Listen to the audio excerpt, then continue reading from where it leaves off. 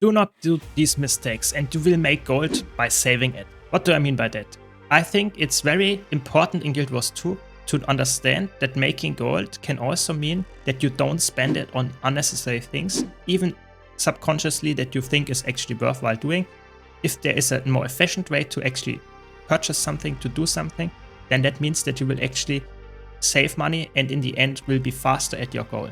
I hope that makes sense. As always, special shout out to all my supporters on YouTube, Twitch and Patreon that help me keep the lights on. And now let's jump straight in. So I have multiple topics here prepared. Let's start with the first one, which is the TP, so the trading post.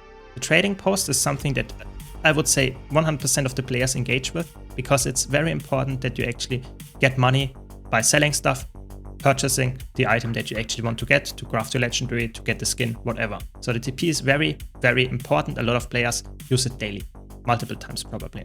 So my first tip here is buy order instead of instant buying. Always, if you want to have something, always use the buy order feature, never instant buy. This saves you a lot of money. Yes, it might take a little bit longer to get, but especially if you purchase stuff that is going very fast over the table, so to say, it's very easy. You will get it almost always very fast, and you will save a little bit of coin depending on how much and what item you purchase. That can actually go up to hundreds of gold as well if you just go for the buy order. This is really the big tip here. Always use the buy order if you want to buy something. On the other hand, if you want to sell something, always use the sell listing feature. Never instantly sell stuff, because this gap between the sell listing and the buy order is always in your favor if you can actually be patient. So if you're a patient person, always use the thing that is not instantly selling or buying it, because that means that you actually get some money for your patience. This is just how it works. There is only one exception. If this is, so to say, the case that there is only 1 copper difference between the buy order and the sell order, then you can use the buy order to sell stuff, or that you can use the sell listing to actually buy stuff. So keep that in mind. But this is not for a lot of items the case. And then the best tip that I can give you, and I'm not joking here, this is really, really important. If you want to sell stuff, the listing, you should always undercut it then with only exactly 1 copper. So if there's something listed for 1 silver and you want to sell, let's say 250 of the item, then sell listed for 99 copper.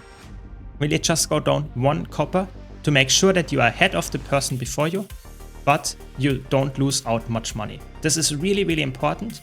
And this really is like, don't make big skips to say, oh, then it will sell faster. No, you are the first one that is in line if you go down by just 1 copper. And that means that you will also be the first one to sell it, even though if it's just like almost the same price. It's really helping over the course of your Guild Wars 2 life. Before I go to the next feature, I want to mention here, if you want to have more tips about gold making with TP, I have a dedicated series. Be sure to check that out. Link is in the description below, where I talk about specific ways to making gold. For example, flipping, processing, and all that kind of stuff, where you can reach crazy amounts of money by just engaging with the trading post. But this video here is not about it, so let's go to the next topic, which is maps.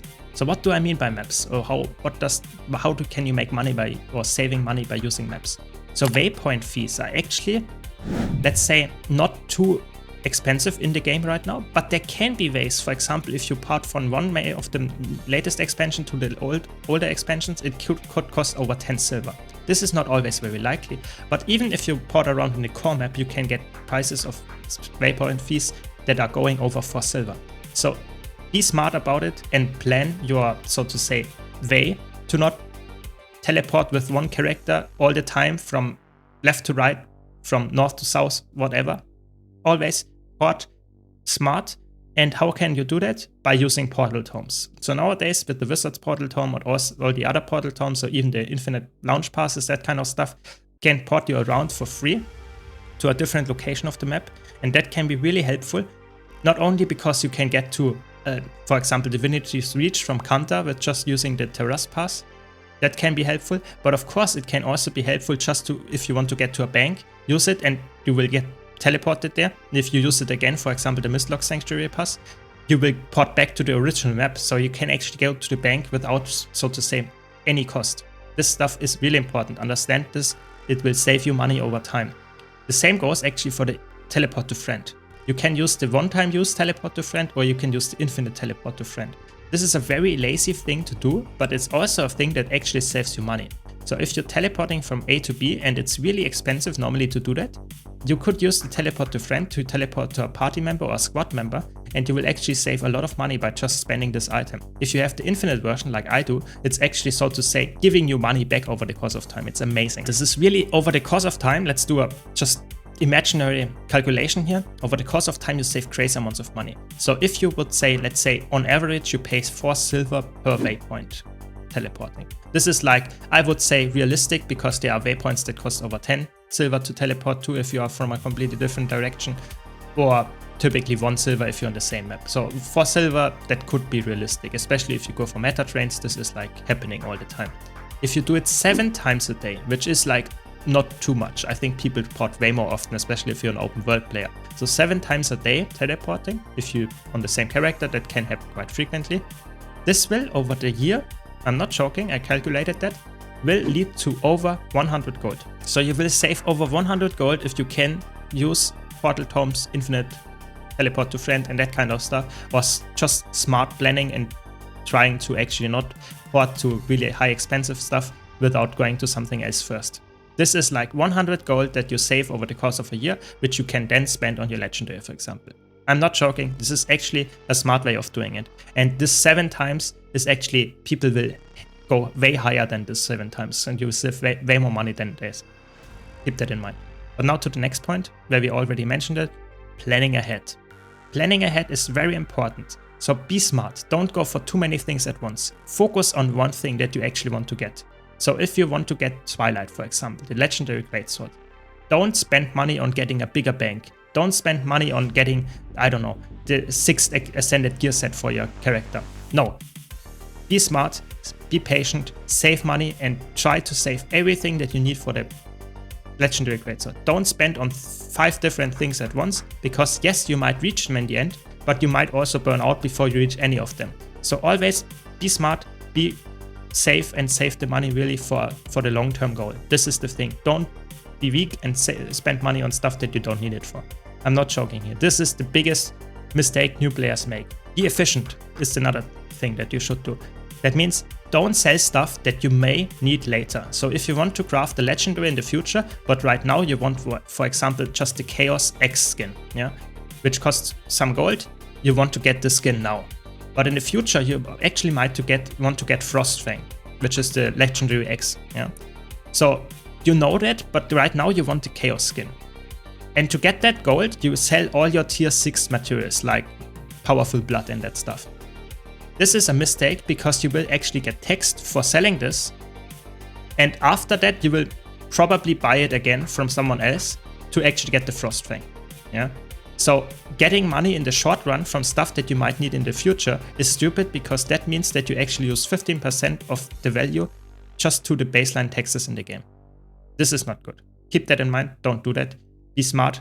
Plan ahead. The same stuff actually goes about, don't buy or sell stuff that when everybody else does it. Yeah. So a good example would be the so-called antique summoning stones in EOD, in Arborstone.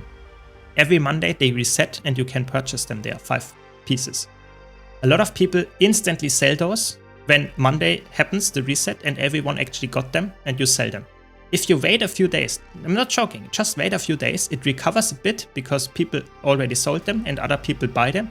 This is now not anymore that much of the case, because it's like a long item that is long term there. But if it's for newer items, it's really easy to see. Always spikes in supply on Monday and dries out over the course of the week. So if you can wait a bit, you will actually get more money out of it. Keep that in mind. The same thing, of course, goes for if you want to craft a new legendary backpack, or if you want to craft some new legendary or whatever comes out, and everyone else is crafting it as well, then the prices for this particular item go up. If you wait a few days, a week, whatever, multiple weeks, the prices will go down heavily. We saw that, for example, with the Chantilly Spear legendary.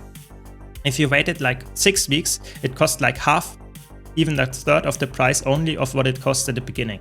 I'm not joking. So be patient and you will get way more for your buck. This is the case. Planning ahead, be patient helps a lot. And this is already the last thing here. Patience is really, really helpful in Guild Wars 2. So if you talk about the Wizard's Vault, for example, the Wizard's Vault will give you so many rewards, especially Ascended Gear, a lot of other gold things. So just saving the time and getting stuff over the Wizard's World, getting stuff on your own, just being patient and not purchasing everything directly will get you way more stuff out of that. What else do I mean by that? For example, if you go for Ascended Gear, getting it with the Wizard's World is a big, so to say, money saver. Yeah, but also being patient with other things. For example, if you want to go for full legendary armor and you play actually all the game modes, so you play World vs. World, you play Open World, and you play, for example, a bit of PvP. If you want to get the legendary armor really fast or really efficiently, it's actually the best to actually craft 1 piece of World vs. World 1, 2 pieces of PvP 1, and 3 pieces of Open World 1 or something like that. And then you actually get it faster and more efficiently than if you would grind only, for example, the Open World one and purchase everything that you need for that. That's the smart way of doing it. Keep that in mind. It's always patience and smart combining and things like that helps you getting to the goal faster and more efficiently without losing too much money on it. I hope that makes sense. I hope you enjoyed this video as well. If you did, be sure to leave a like and subscribe for more content like this. Let me know in the comments if you have any other tips or if you want to see more guides like this in the future. Thanks again to all my supporters on YouTube, Twitch and Patreon. Thanks for watching, and I hope to see you all in the next video.